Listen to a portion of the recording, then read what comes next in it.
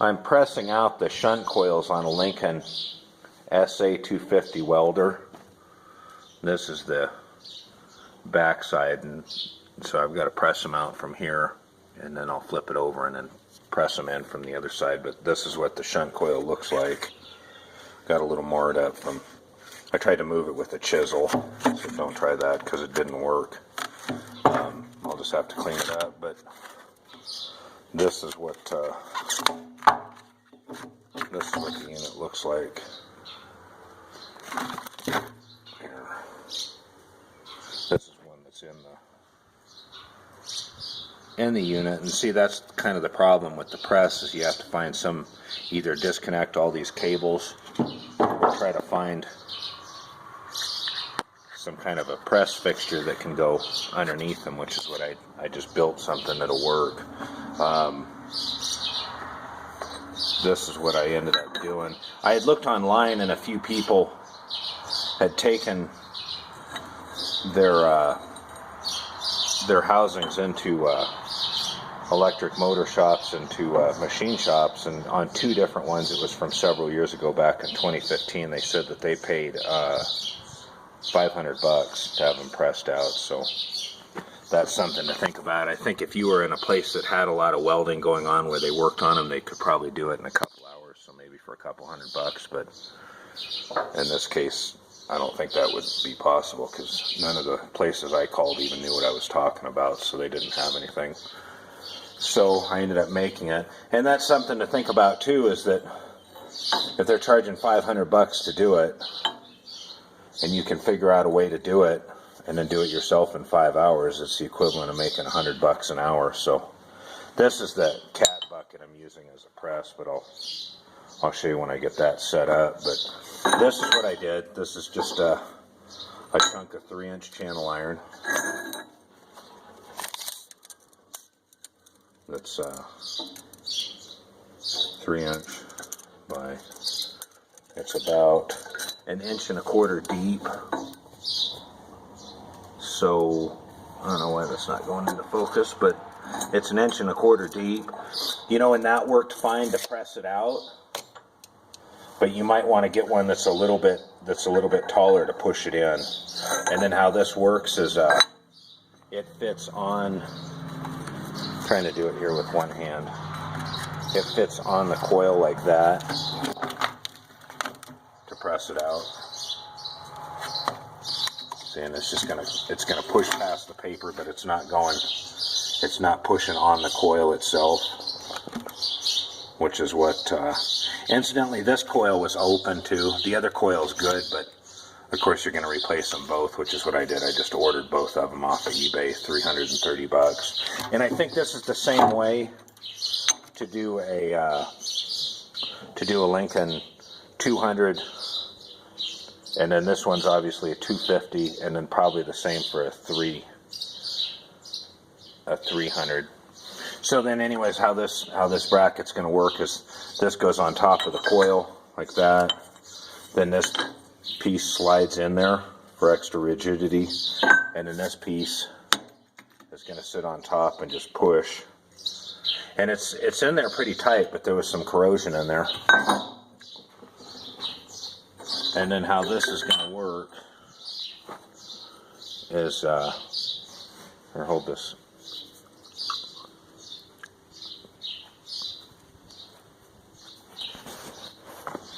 See, and this is why it's kind of tough to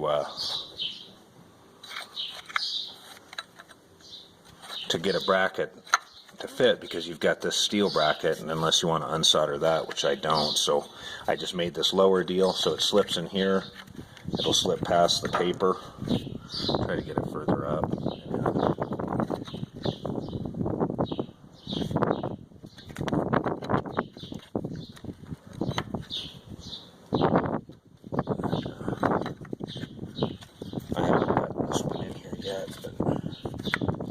Trust me, it'll fit. And then this is small enough to fit on that dovetail end, which is this end right here.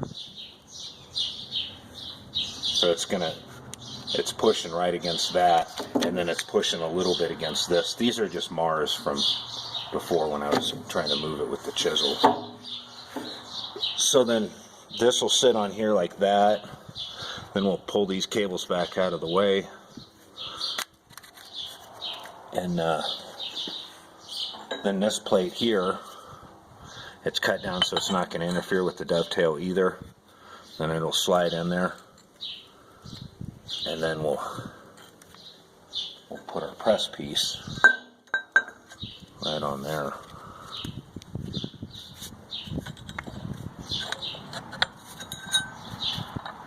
I can get all that to fit. I don't want to manipulate these ones too much, but they'll bend a little bit without harming them. And then that's how that'll work. And then the bottle jack will sit up on top of this. And then I'll film that while I'm pressing this one here out. I just didn't film it for the first one because I didn't know if it was going to work or not. But, and then this was the first one that I did. See, and I cut this so that it could go around all those cables so that it would go over them, was the plan. And then anyways, it ended up bending.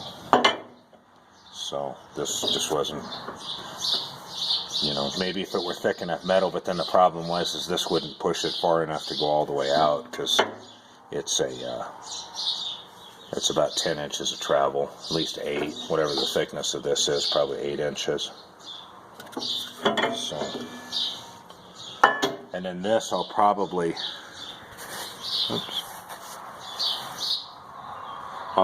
use a buffing wheel and just buff this down. Not enough to remove a lot of metal, but enough to just give me a nice taper on there so that when I start to press it in, I can get an even press. And if it fits in too loose, I'll either do, I don't think it'll fit in too loose, but if it does, I'll put a little bit of silicone on the back of it just to kind of keep it. Silicone works pretty good as kind of a Loctite that's not as solid as Loctite, because it just kind of fills in the gaps and just keeps anything from working loose. So it would be nice for something like this, because I definitely wouldn't want to use Loctite in it. But yeah, I don't think it presses real hard, but the way that they've got this made, there was just a lot of opportunity for just a little bit of corrosion. That's all it took. That's let's see if it'll look in there. But that's what it looks like inside.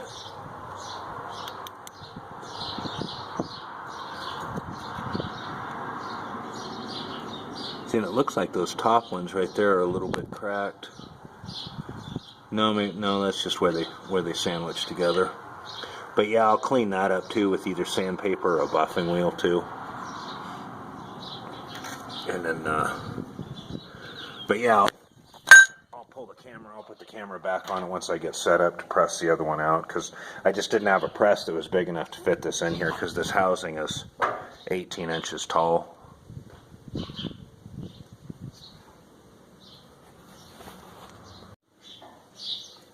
Okay, so like I was saying, I didn't have a press that was big enough to fit that unit in there. So this is what I devised. That's a chunk of railroad steel right there, and with chains on the cat bucket. So the bucket being chained to the steel is giving me my press point top and bottom, and then the bottle jack there is pushing against that shaft. That steel tubing that's pushing against the shunt coil. Let me see if it'll get light in there to see. See, and then that top plate is just there to give it a little extra rigidity so that it won't flex this piece of channel, and then the channel is resting right on the inside of the coil. And then let me grab the flashlight here, because I don't think it's going to show up very well, but we'll see. See, and then it's pressing against well, let's see if I can even see it in there. Well, that's a tough deal to see.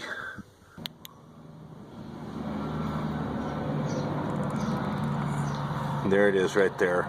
If you can see that little corner of the dovetail, right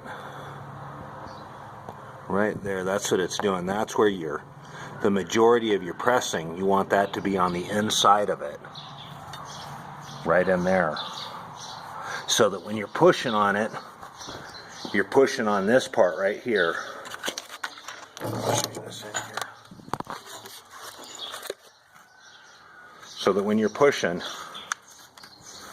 the majority of your press work is going right here, and then it's gonna be here just to kind of get a good balance point.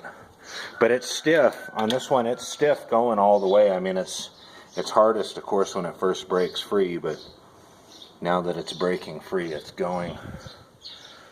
Let me see if I can get a little more. I'm just working the jack now. Okay, so it's not an easy one to go, that's for sure. But that channel iron is taking the stress real good.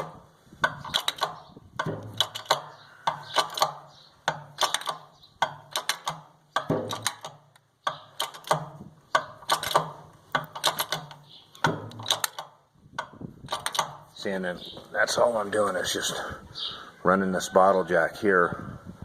You know, and I keep a hand, you know, with gloves, safety glasses on, and I keep a hand up against the bottle jack, kind of at the lower point, so that if something did happen and it was going to pop out, then your hand just against it, you can just sort of deflect it back the other way.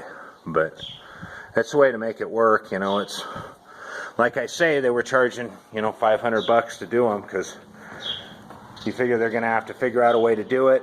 Then they're going to have to make the tool, so they're probably going to have two hours just in that part, and then they got to get it over on the press and see if their tool works and try to do it. So at $100 an hour, you could see how they could easily end up with a $500 bill. But you know, like I say, I've probably got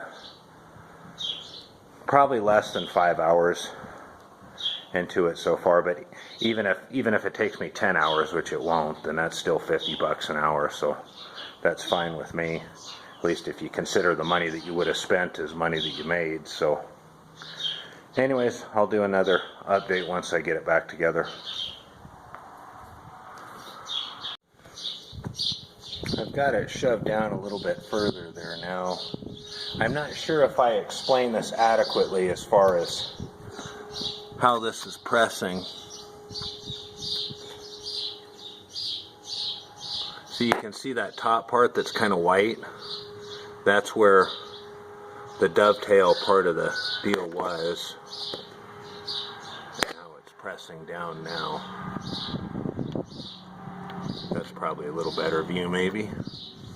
But yeah, this is, the chains are what's holding it, because the weight of the bucket isn't going to be enough pressure to push that down, you know, because even the jack is raising the hydraulics on the cat, as heavy as that is. But see, this chain is tight,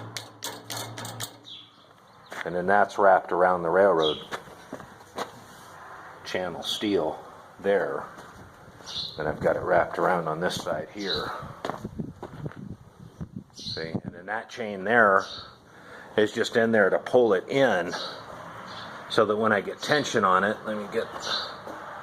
so that it's just there to pull it in, so that when I get tension on it, it pulls it down, drapes it over the bucket, and gives me a straight line, because that's what I'm wanting, is just straight up and down.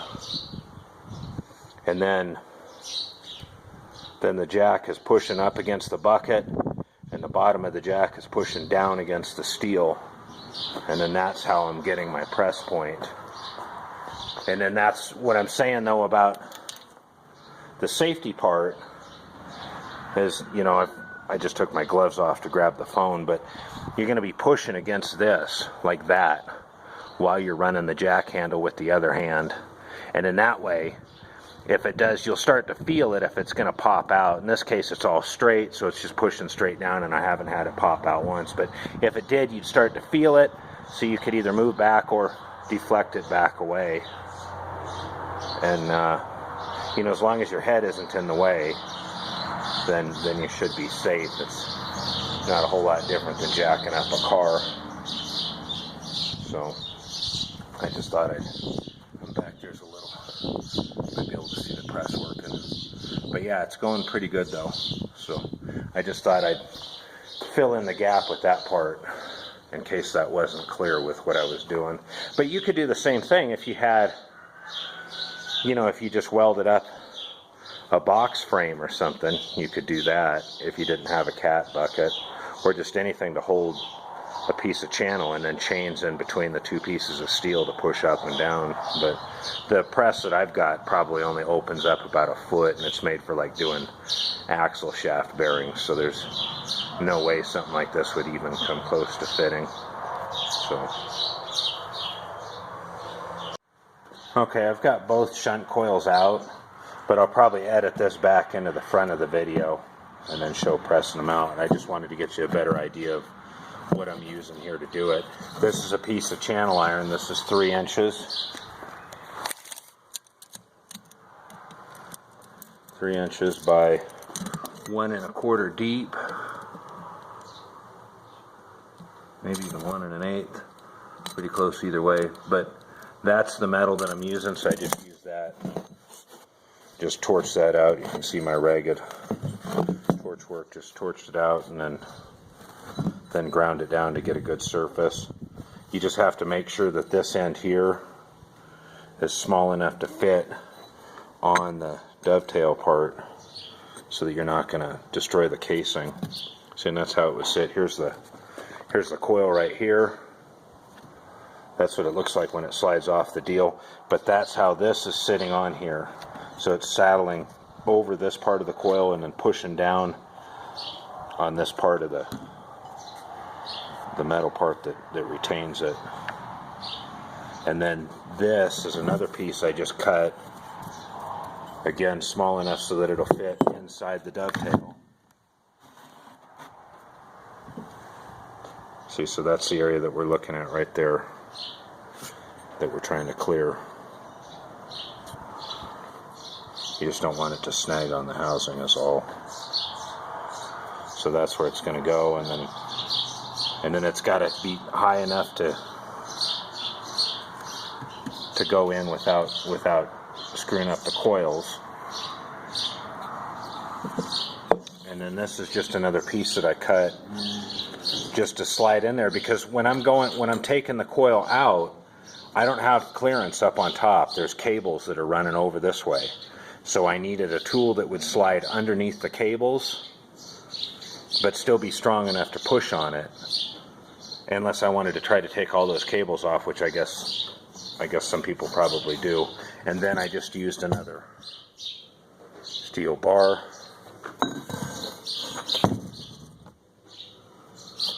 to put in there, and then that just goes right up on that, and then we push. And then going in, a guy could even have one that's a little bit taller, maybe, if you wanted to make sure that you were staying clear of this. But as you can see, I didn't hit the end of the coil at all. I just folded the paper over. But here's the other one. This is what it looks like when it's all stacked together. But yeah, in any case, this is how it worked. And then just using a bottle jack and then a cat bucket, and it did the job for me. So just thought I'd show you that closer up. Oh, and this is the one that I first made,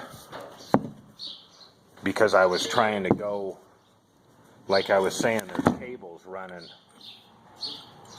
across this when they're coming out. So I was trying to make something that would clear the cables, and And of course this just wasn't strong enough and it just bent. It did move it a little bit, but then it started bending and it just wasn't going to happen, so I had to do something different. So anyways, hope this helps if you're working on one of these.